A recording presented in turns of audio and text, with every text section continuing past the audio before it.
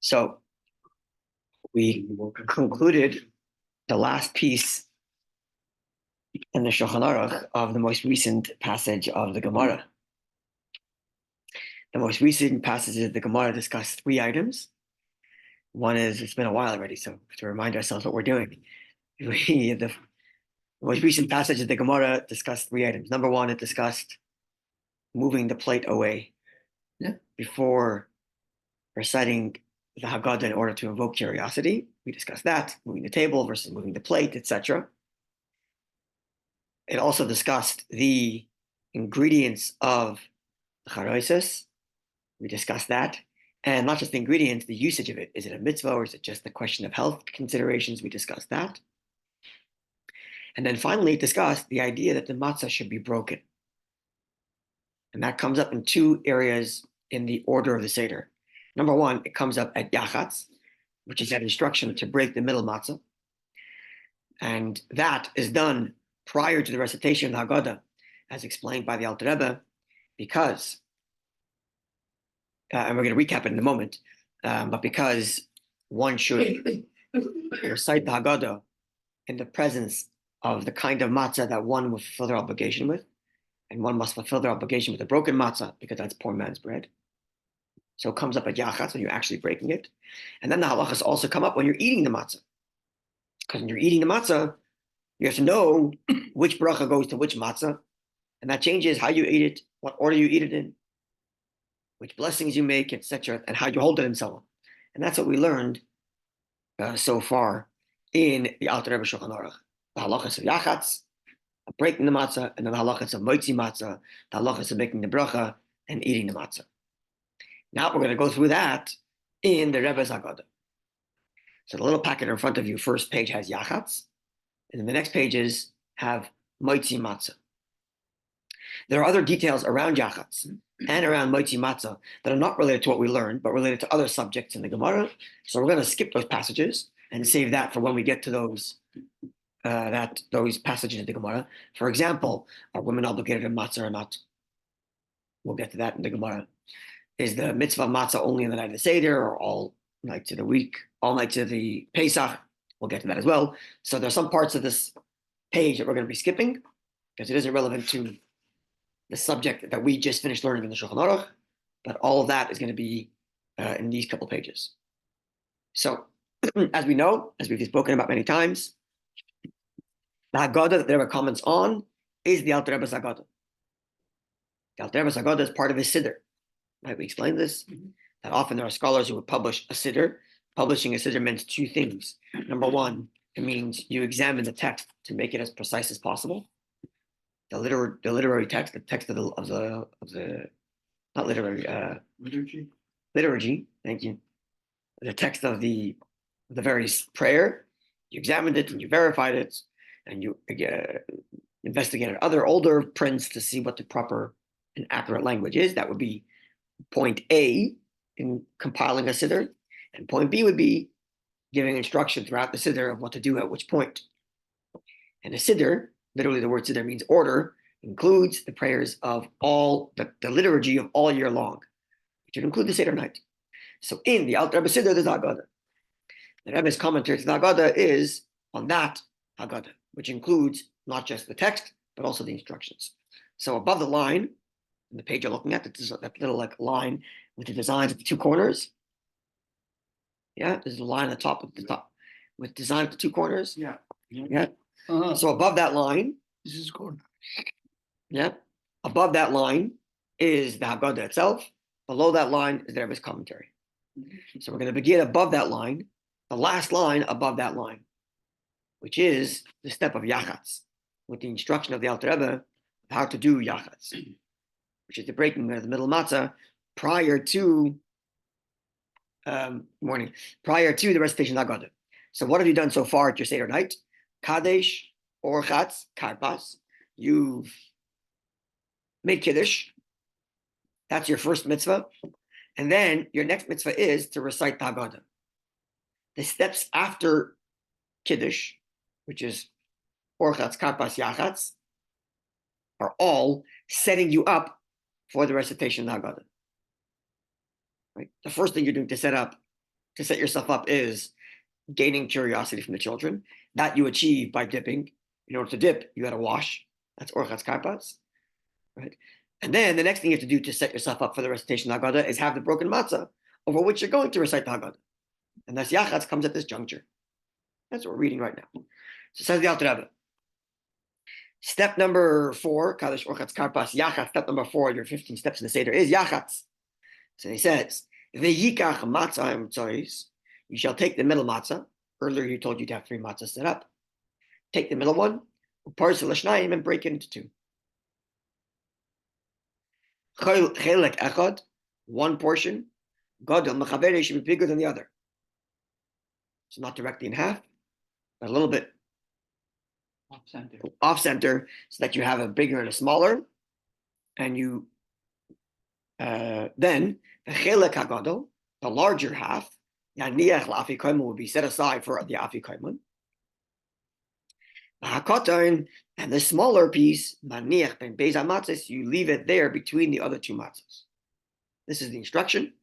And then the next step in the Seder is Magid, beginning with move your plate away, read the Kehelach Manya or the Helach Manya, whatever the text is, and then fill up your cup, and then ask the 4 questions, which we will discuss in the next passage of the Gemara. So that was the Alter Rebbe's instruction for Yachatz. Yeah, clear? Pretty straightforward. Let's look below the line now, and we're looking at the Rebbe's commentary. That's the bottom left. The bottom left. The bottom left of the page, yeah. First, left column, last paragraph. So Yachatz, and then in the italics there, that's the Rebbe quoting the relevant section upon which he is commenting. Like you ever learn Rashi? Rashi will first quote the relevant section of the verse he's commenting on, known as a Dibur HaMastel. So here the Rebbe highlights the section of Haggadah he's commenting on, which is the instruction. Yachatz, Kama, Yikach, etc. He's commenting on the instruction. Says the Rebbe, Makdim lifreis hamatzah koydem Haggadah. We preface the breaking of the matzah before the Haggadah. Breaking the matzah precedes recitation of the Haggadah, and then he gives us the source. Rabbi Nissim, B'Shem Rabbi Levi, gives the earliest source, which is the Gaonic period, the post-Talmudic era. This is in contrast to Rambam, who is of the view 1.5 that you only, well, besides that, but Rambam's also the view that you only have to break the matzah before you make the bracha, right? Because the Gemara, which said that poor man's bread means it's broken, could be interpreted to mean, actually primarily means that you have to eat a broken matzah. So you don't have to break it before you recite Haggadah. You only have to break it before you eat it. So Rambam's position is, Magid you do while there's 2 whole matzahs sitting there. After Magid, you wash your hands, rachta. Then you Yachatz, you break your middle matzah. Then you make hamotzi and alachilas matzah and eat it with your only 1.5 matzahs, right? But you're only breaking it after you recite Haggadah. But Rabbi Nissim and Rabbi Levi, who actually predate Rambam by probably close to a century. No, more than a century, actually. They're of the position that break the middle matzah before you recite the Haggadah, as our customs. Interesting. Yeah? Rambam took a minority position in this instance, right? You aren't normally takes more. Maybe he's not necessarily the minority. No? But I don't know. I have to look Okay, up all the no, other. no, I'm just- Have to look up all the other sources to see. I don't know that he's necessarily a minority, but it's not uncommon that Rambam will take a minority position. Oh, is it? I thought, Not necessarily. I thought he was more. That meant, Sidebar a little that bit. meant, Yeah, Machaber will take the minority opinion. That's a couple hundred years later. Majority opinion, that's not a couple hundred years later. Rambam actually uniquely is in the position that any post-Talmudic opinions, unless they're universally accepted, he doesn't have to reckon with. So he'll often say, my predecessors say X, but I think they misunderstood the Gemara and you should really be this way. Yeah, he gives a whole introduction. His introduction actually is to explain this. This is at the end, what makes something a majority is if that majority has been accepted by all practicing Jews. And in his position, the last text to have been universally accepted by all Jews is the Talmud. So anything post that almost never is universally binding because the Jews have been more sporadic, literally geographically more spread out, and therefore difficult for any one ruling to be universally accepted, and therefore he can disregard it. There are some instances in which he says the Gaonim have come to this conclusion, meaning the post-Talmudic scholars before him have come to this conclusion, and it's been mispashet, minuk pashet, it's become the accepted practice across the board, and therefore that's the halacha because it's been accepted across the board. But if it's not accepted across the board, Rambam is easy to disregard it. Interestingly enough, this is a hugely contested position of Rambam, but this is his position nonetheless. So It's a little bit of sidebar, but yeah. So when did the Minhag thrown? That's only from Talmud? Not everybody Whatever. takes Rambam's position. Right. That's number one. Number two, over time, customs have evolved that do become universal. And one could make the case that even Rambam would agree you have to do them because they become universal. In other words, Rambam's rejection of customs that have become post-Talmudic before his era is not because you can't have new custom post-Talmudic era, only because they haven't been accepted universally. But if they were accepted universally, then they are binding. One can make that case from Rambam, and I would actually make that case. A number of areas where you see Rambam writes, minhag of the Gaonim, minhag pashat. It's an established universal custom of the Gaonim, the post-Talmudic scholars, to do X, which means he's not averse to the notion that post-Talmudic custom can become universal. It's the question of reality: did it become universal or not? Then isn't that the greatest irony that the Rambam himself became like Contested? Like indisputable.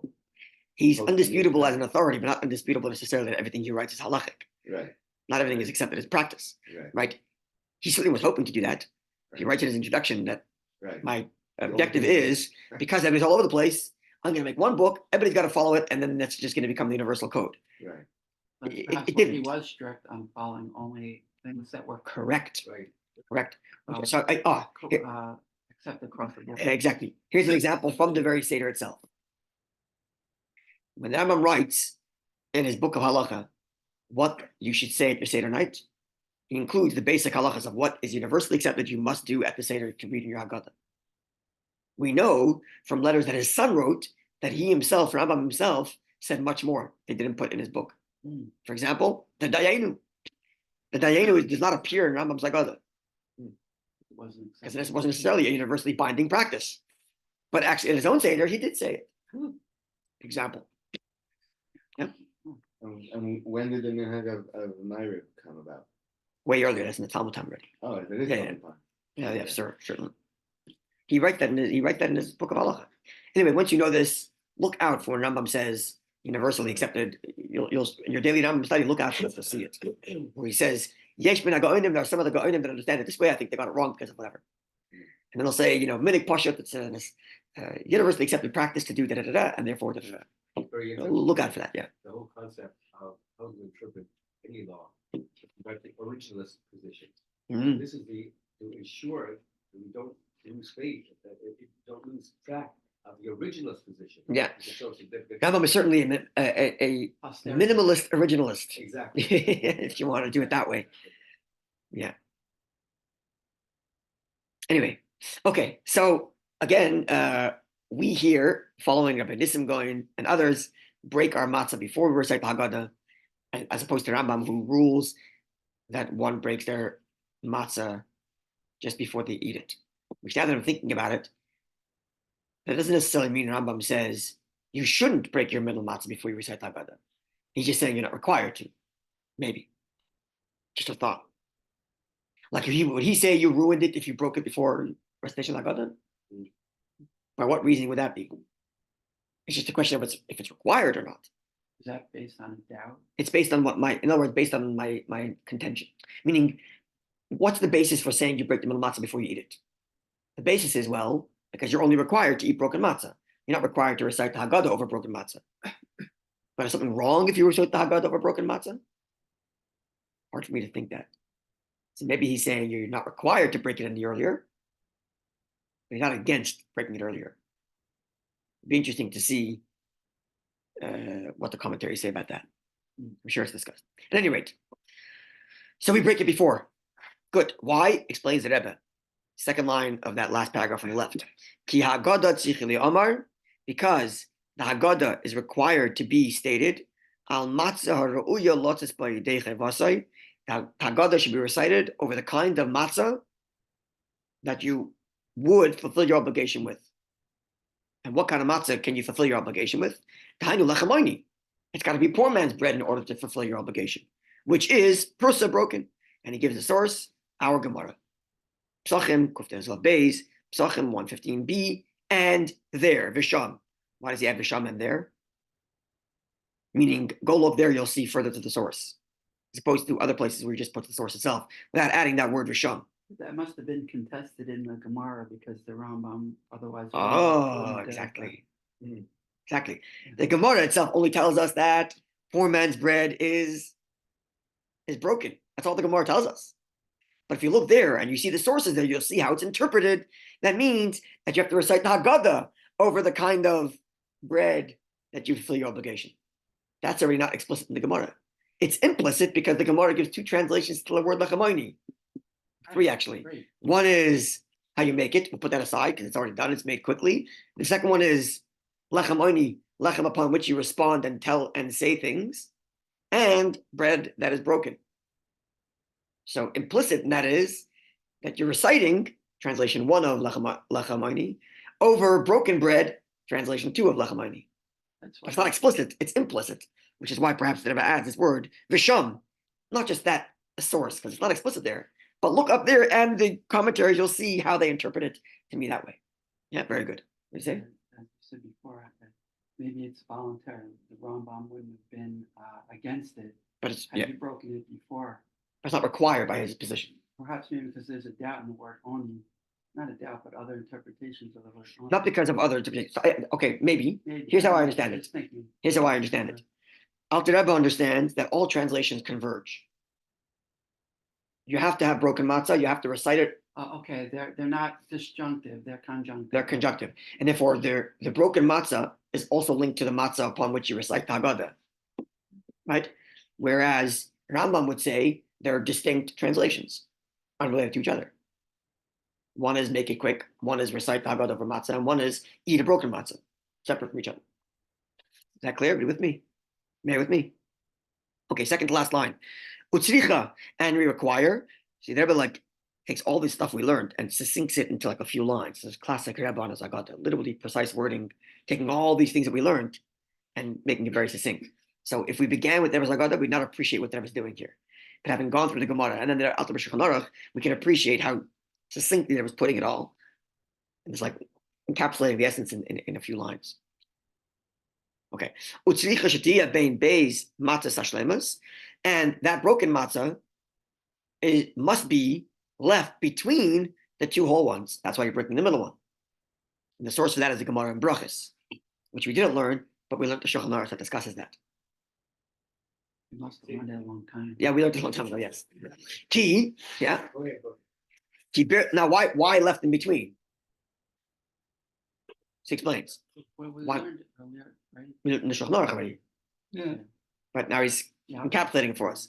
Ki birchas hamoitzi, because the bracha hamoitzi, thank you Hashem for bread, she kodemes lebirchas al achilas matzah, which precedes the bracha, thank you Hashem for the mitzvah of matzah, hi ala shlema. That bracha, thank you Hashem for bread, goes on to the whole matzah,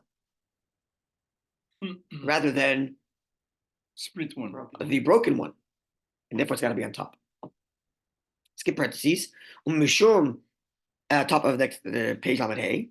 Mishum ein mavin al mitzvahs, and therefore, because one is not supposed to pass over mitzvahs, so the first mitzvah you did, the first bracha you did, should be the first matzah you eat. Therefore, therefore the whole matzah should be on top rather than on bottom. Okay. And then in parentheses, he gives the source for this whole idea, which is the Tosfos, and then the Alter Rebbe Shulchan Aruch is cited as well. Okay, next line. Uparsin matzah. This is our custom. Parsin matzah. We break the matzah kishi b'seich hamapa while it's still within the cloth, mochusa covered. Doesn't give a reason or a source. He just states it as a fact that the way we break the matzah is while keeping it inside and covered. My assumption, complete total guess, is that you're supposed to recite the Haggadah over broken matzah, that is poor man's bread, right? But at the same time, like for example, when it comes to the bracha, we learned that like Rambam's position is, you're supposed to take the whole matzah or take the broken matzah and wrap it inside the whole matzah. So when you make the bracha, the only visibility is the whole matzah. That's the way you're supposed to make a bracha on the whole matzah, right? So perhaps the same thing is being extended here, where you're breaking it while it's still inside the cloth, so it never looks externally as a broken matzah, even though internally it is. Seems like a sneeze kind of thing. It's a respect to the matzah. That's right. Not to minimize the importance. Correct. Of that. So much so that there are different times during the Seder where we're instructed to uncover the matzahs, right? There's different times in the Seder we're supposed to uncover the matzah. The Chabad custom, the Rebbe's custom was, when he uncovered the matzah, to make sure all three matzah were visible. Right? So not just one, not just the top one, but all three matzah should be visible. So there's nothing in between them. Oh, so the simple solution is you remove those cloths separating between each matzah, remove the cloths that are separating between each matzah, at least partially, and then use the top flap to either cover them all or uncover them all. So in one flap, all three matzahs are exposed because you set them up inside to be in such a way where At least partially. they're already partially exposed. Now, when follow that? No? Yeah, no, you have matzah cloth, right? That's what. So take the two cloths between the three matzahs, right? Let's say these are three matzahs, like that, and these are my cloths, right? So if they're like that, then my matzahs are covered. I pull the cloths back like that, so all three matzahs are exposed. And then I have one flap over the whole thing and just flip it up, flip it down, and all three matzahs are either exposed or closed. Right. Yeah. That's how you do it. Just flip the top flap. Yeah, because all three are already, I position it as such that they should be readily exposed when I need to expose matzah as per the instruction of Haggadah. The inside ones. Exactly. So move the inside cloths a bit backward. Okay. Now, when they're would, yeah. But do they need to have that heifers between each? Yeah, it's supposed to be cloth between them. Yeah. Now, here's the interesting thing. This is the point I want to. Sorry, Completely, or it could be partial? I leave a centimeter out Okay. just to have that little exposure. Just But you'll see there's still airspace between it because the cloth is holding it up. right. Right? They don't end up touching. Right. Any rate, so this is what I wanted to say. What? This is what I wanted to say. When they would do that, the Rebbe was very particular that when he uncovered the three matzahs, the middle one didn't look broken. So he positioned it in such a way where only the smooth, rounded surface was exposed. Right. That further convinces me that there's an importance here of not publicly shaming the middle matzah by having it broken. That's the word. So he's breaking it in, like he says here, you break it inside the matzah while it's still covered, and then when you expose it, you're also exposing it in such a way that you don't even see the break.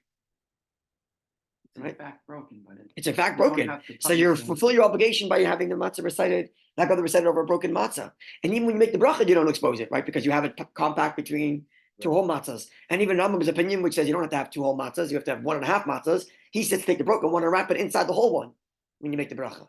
So that when you're making the bracha, you're only making it on the exposed whole one. Right?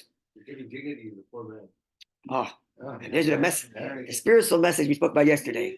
The idea of the broken matzah being the inner brokenness, accepting my imperfection. Yeah. It's true that one is supposed to accept and have that humility to accept their imperfection. It doesn't mean you have to flaunt it. You don't have to flaunt your imperfection. That's not a virtue. That's virtue signaling. It's not virtue. Flaunting your imperfection is just it's a voyeurism almost. Never to shame someone. Not even yourself. Exactly. Not even yourself. Exactly. Never mind, don't shame somebody else. Don't shame yourself. With the imperfection. You don't. You internally you understand your own imperfections and you accept them and you feel broken inside. You don't have to walk around with your broken heart on your hand like this and tell everybody because that is just becoming arrogance. Look at me, I'm so broken. Stop it. And just that Stop making a whole to-do out of yourself. Also, You're broken, you have humility, and walk forward. That's it. You don't have to have a whole show out of your a whole show out of your humility and a whole show out of your brokenness. Stop it. Do it inside the cloth and hidden, And what is brokenness? dignified. What is brokenness? I need answers. Only I need responses. You need responses. I That's don't right. know. I understand that I don't know. So the other translation of Oni. That's I right. understand that I can't understand. Right. In fact, so it's very good. The translation of Oni is broken matzah, and the translation of Oni is responding. And the poor man needs responses. As the Gemara indeed says, Ein Oni alabadas. The true poverty is in knowledge, not in cash. Nobody's looking for a pity cake. You know that beautiful question that's asked. Yeah. Can I say that again? Sorry. Ain't Ani alabadas. True poverty is poverty of knowledge, not of wealth. Right. So the poverty, the Oni, is the person who's lacking Oni, he's lacking responses. So you have to respond over the broken matzah, as if like comfort and console the broken heart by offering answer, by reciting the Haggadah over it. And Shalom Aleichem understood that. If I were a rich man, it's changed the eternal plan if I was a rich man. Exactly. Okay, tomorrow there are other things related to Yachatz, but not related to the halachas we learned, so we're going to leave it alone. Like, for example, the custom of putting away, just briefly, I'll share with you the rest of the commentary on the Yachatz here. One is that it's our custom to take the bigger part, and the reason for the bigger part is because it's the afikoman is a special thing, so you want the bigger half. It's our custom to put it into a cloth and to hide it, to put it into a cloth the same way they carried bags when they left Egypt. So you put it into a cloth, we leave it hiding behind our cushions so that we don't accidentally end up eating it, as you want to keep it for afikoman. The Chabad custom custom is to take the bigger matzah, which you can use for afikoman, and break it into 5 parts. Meticulously so, that if it accidentally broke into 6, they would put a 6th piece away and only keep 5 parts. And the Rebbe gives the Kabbalistic reason for that. Then the Rebbe gives a translation to the word afikoman. Not Zugreis, yeah, but because of the 5 borders and the 5 chasadim, whatever. And then he gives a translation to the word afikoman, 2 translations, which means either means dessert, or it means like last food, or it means here is something to eat, afikoman. And lastly, he says that it is not the Chabad custom to steal the afikoman. We don't encourage stealing, even in the context of Seder. It's not the Chabad custom to encourage the kids to steal matzah, although others have that custom because they want to keep the kids awake. And finally, this is relevant to our subject, which is you leave. Steal or hide? We do hide it, so we don't end up eating it, but we don't encourage the kids to go steal it. Yeah. And Rebbe quotes the Gemara, which says that once you taste stealing, it's hard to get away from it. So we don't encourage kids to steal, even if it's just for a game. And finally, Rebbe comments and says the instruction in the Haggadah was to put the small piece in back between the 2 matzahs, right? To break it in half. Bigger one for afikoman, break it into 5, and then take the smaller half and put it back into or leave it inside. You broke it inside, so leave it inside the kairo with the 2 matzahs between them. Why leave it there? Because, well, why leave it on the plate? Because halacha. Oh. Because that's the matzah over which if they're saying Haggadah. Because this is the matzah upon which you were saying Haggadah, therefore it has to be there. Yeah, that's it. Tomorrow we'll look at Rebbe's comment on the making of the bracha of the matzah and the eating of the matzah and how he synthesizes the Shulchan Aruch that we learned over the last few days. Yeah. I was always brought up to believe that the same way we cover the bread unto itself the wine, we had the matzah always covered up unto itself the wine that's on the table. There's truth to that probably also, yeah. Until we eat it, we keep it covered, yeah. There's probably truth to that also, but there are times at which we uncover the matzah. Yeah. Right? During the Seder, we uncovered at certain points. Okay. Have a wonderful day, Yidden. Oh, thank you. We'll continue, God willing, tomorrow. Rabbi, it's very interesting, and we're very lucky